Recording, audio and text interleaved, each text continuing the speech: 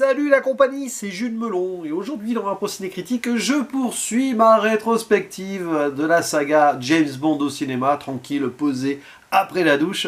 Et on en arrive ici au 7e volet, Les diamants sont éternels ou Diamonds are forever, comme le dit la chanson du générique. Et c'est le retour ici de Sean Connery, qui avait pourtant abandonné son rôle précédemment, George Lazenby. Mais celui-ci n'a pas rempilé, donc, hop, alors que le casting cherchait la nouvelle perle rare, ça fait Clint Eastwood, entre autres. Oui, il voulait un Américain, apparemment, bon, finalement, non. Sean Connery récupère donc ici le costume de l'agent 007 sur une réalisation de Guy Hamilton, à nouveau. Je crois qu'il en fera encore après. Bon, je ne sais plus. Ce qui est sûr, c'est qu'au scénario, pour la première fois, Tom Mankiewicz coécrit l'ensemble, oui, le fils d'eux. Et je crois qu'il en fera au moins 2 par la suite. Il est associé à Richard Maybaum. Et au casting, aux côtés de Sean Connery, alors vous avez plein de gens, des têtes connues ou non, qui auraient pu être beaucoup plus connus, d'après, on va dire, les castings, etc. Alors, il y en a qui reviennent des films d'avant, on va pas les reciter, mais... on a surtout Jill St. John, qui joue la James Bond girl principale, qui s'appelle Tiffany Case, dont on se demande quelles sont les idéologies, ce qu'elle veut, est-elle une méchante, une gentille, une alliée ou une ennemie. Bon. Il y a aussi Charles Gray, qui avait déjà eu un petit rôle dans un James Bond avant, mais ici, il est donc... le nouveau visage, c'est le cas de dire, de Monsieur Blofeld, alias le numéro 1 du Spectre, qui ne cesse de changer de tête, et c'est normal. Et ici, d'ailleurs, on va plus profondément dans l'idée. Voilà, il y a dans des rôles secondaires, il y a la sœur de Natalie Wood, Lana Wood, qui fait une brève apparition dans une potentielle James Bond girl très éphémère, la pauvre. Où elle avait joué d'ailleurs la version jeune de Natalie Wood dans La prisonnière du désert. On a Bruce Cabot, plein de gens là. Sid Haig, qui apparaît aussi, tiens. Avant qu'il ne soit l'un des acteurs fétiches de Rob Zombie. Etc, etc. Et donc, il est mal aimé, ce 7e film. Très mal noté sur Sens Critique ou Letterboxd. Alors là, mes éclaireurs, ils en sont donnés à cœur joie. Mais bon, je le regarde quand même. Évidemment, je le découvre. Celui-ci, je ne crois pas l'avoir vu, même vite fait à la télé. Enfin, les choses qui me disent des trucs, comme on dit, mais c'est compliqué. Et ça nous présente... alors évidemment, c'est adapté d'un des romans de Ian Fleming. Alors, savoir lequel, je ne sais pas. Je crois que c'est une adaptation, si bien, je ne sais pas si on fait que des adaptations. Vous me corrigerez en commentaire si besoin, c'est pas grave. Je suis assez mécréant dans cette saga, la preuve, je découvre pas mal de ces anciens films. Et on retrouve un James Bond assez... je sais pas moi, énervé, omnubilé par sa recherche donc du numéro 1 du Spectre. Et on le voit voyager partout, et de façon assez violente. Au Japon, plan fixe au début, paf, on passe à travers le décor japonais habituel, puis après on se retrouve dans un pays probablement du Maghreb, etc. Il s'en prend à une jeune femme sur la plage, c'est quand même c'est dur sur le papier. Et puis bon, finalement, il arrive à le localiser, et il pense le tuer. Sauf que non. On comprend très vite que Blofeld, en fait, a plusieurs potentielles têtes et des sosies par rapport à des chirurgies esthétiques en changeant continuellement de visage. Ce qui explique, du coup, pourquoi, à chaque fois, on a un acteur différent pour le jouer dans les films précédents et probablement les films d'après. Bon, pourquoi pas. Mais c'est aussi le parallèle qu'on peut faire avec James Bond, qui change souvent d'identité pour se mêler incognito, en s'infiltrant dans ses apparitions diverses et variées. Il va le faire plusieurs fois ici. Et il va notamment tomber sur une femme qui, elle aussi, change non pas d'identité, mais de perruque. Alors c'est intéressant, ce jeu de double, de dualité, de mensonge sur qui on est vraiment. Jeu de dupe, quoi, dans tout le film. Et tout ça pour arriver à cette idée que, bon, il faut s'occuper de diamants. Là. Il y a des diamants qui sont trafiqués un peu.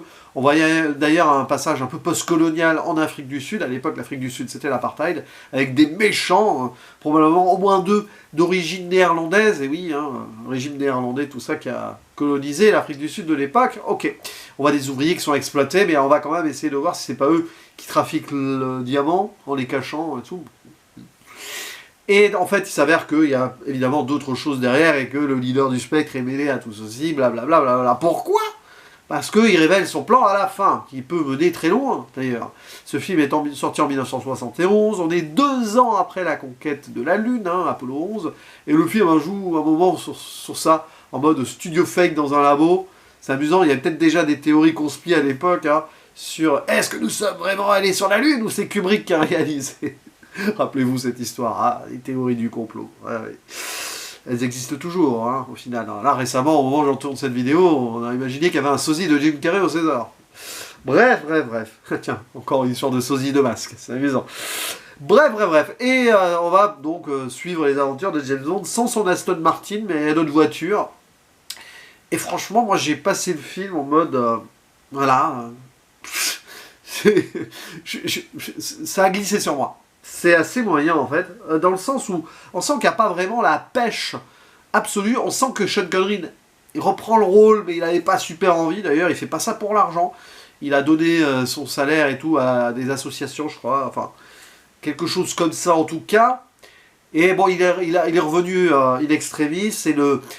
En fait, c'est hyper linéaire et ça tourne un peu en dérision ce qu'est l'univers James Bond, ce qui parfois, en fait, ça va pas assez loin, ou c'est un petit peu maladroit. Et en fait, arrivé au bout, oui, il y a des trucs intéressants, il y a quelques scènes à droite à gauche qui sont sympathiques, notamment une poursuite à l'américaine. C'est à Las Vegas, on est déjà dans du Friedkin avant l'heure un peu. Enfin, avant l'heure, oui. Enfin, bon, bref. Donc c'est cette époque, quoi, les années 70. Mais globalement, bon, les gadgets, tout ça, ouais, c'est assez pauvre, je trouve. C'est un film un petit peu sans inspiration, sans grande identité autre que le jeu sur les identités et tout. Mais très vite, on a fait le tour, en fait. Tu te rends compte qu'après, sur l'intrigue principale des diamants, du truc, du machin qui veut dominer le monde en faisant un chantage, bon, oui, ça fait redite et c'est pas très impliqué. Même les James Bond girls, alors la principale, elle est mal écrite, en fait. Oui, bon bah elle change de tête tout le temps parce que elle change d'idée avec. Bon, on est dans la lecture pas du tout féministe évidemment hein, de cette époque-là. Mais on a aussi ces deux tueurs là ridicules qui visiblement sont homosexuels, ils se prennent la main. Ça a quelques relents homophobes hein, sur le final de comment ils terminent. La scène où on va les expédier, j'en dis pas plus, est absolument ridicule et on joue sur ça, sur le fait qu'ils sont ensemble là. Mais d'une certaine façon, il y a quand même une sous-lecture là-dessus. Alors j'ignore si c'est dans le roman, si c'est mieux traité dans le roman, plus approfondi, mais là, bon, on fait pas l'économie de certains clichés et stéréotypes totalement de l'époque. Et Blofeld finalement, ouais, bon, à l'idée de lui donner des sosies, des machins, c'est moi, c'est pas moi, ça appauvrit en fait l'intensité de la confrontation qui s'avère finale. Alors une histoire de petits sous-marins, tout ça. Bon, on est dans du post-tint, hein, si vous voulez aussi. Mais non, c'est pas du tout mémorable, loin de là. Il y a des scènes qui peuvent être amusantes, si vous voulez, dans cette autodérision, notamment quand on expédie une des quasi James Bond girls qui finalement n'aura pas le temps d'en être une à travers la fenêtre. Elle tombe dans la piscine, t'as un des deux tueurs qui dit, ah ben, enfin, agresseur, tueur probablement du coup, qui dit, ah ben moi je savais pas qu'il y avait une piscine, bon ben encore heureux, mais la pauvre, son destin va être très empisciné, si vous voulez, tiens, je fais un néologisme, peu après, on sait même pas, la pauvre, voilà, la pauvre. Elle s'est fait prendre pour qui elle n'était pas. Bon, il y a plein de trucs comme ça, et au final, ça déroule sur 2 heures, là. Il y a la petite poursuite là, dans la fausse la fausse scène de la Lune, hein, si vous voulez, qui peut être intéressante aussi. Peut-être que ça annonce cette idée de l'espace là, qui sera développée, je crois, dans Moonraker, vers la fin des années 70, ça. Ce sera à l'époque Roger Moore qui arrivera dans celui d'après. Hein.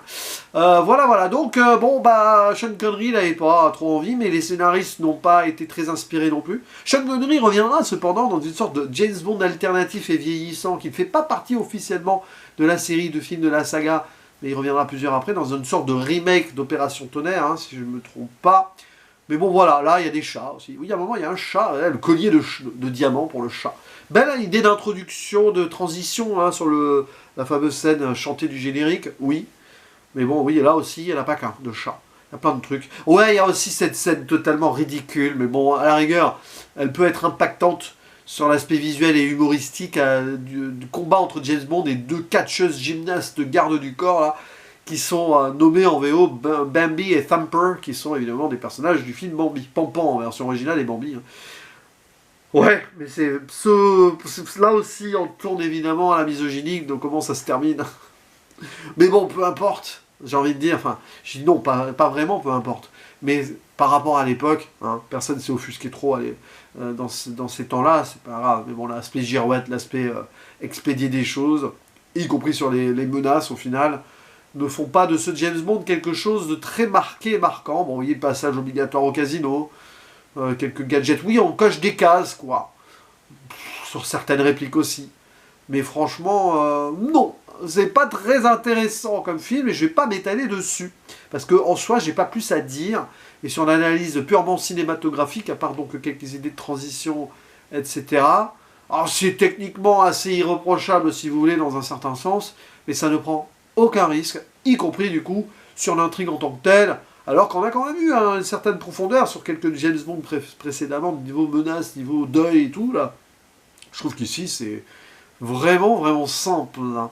Et après arrivera donc la période Roger Moore. Et je ne sais pas si j'en ai vu un avec Roger Moore, je vous dirai au fur et à mesure hein, de mes découvertes ou redécouvertes, si je me rappelle de certaines scènes vues à la télévision. Mon rapport à la saga de James Bond est assez évasive au final. N'hésitez pas à dire en commentaire ce que vous pensez de ce film en particulier. S'il y en a qui l'aiment, bah, n'hésitez pas à le défendre, parce que je sais qu'il est peu apprécié. Je ne vais même pas parler de la composition de John Barry, qui revient avec ses thèmes principaux, quelques variations sympathiques en soi, mais bon, au final, hein, qu'est-ce qu'on en retient? Bon, même le générique principal n'est pas le meilleur hein, de toute la saga. Bon, allez, à vous la parole, je vous attends en tournant en commentaire si vous voulez me contredire, ou dire à quel point ce film vous laisse indifférent, hein. Vous êtes libre, bien sûr, ci-dessous, en vous disant à la prochaine. Ciao.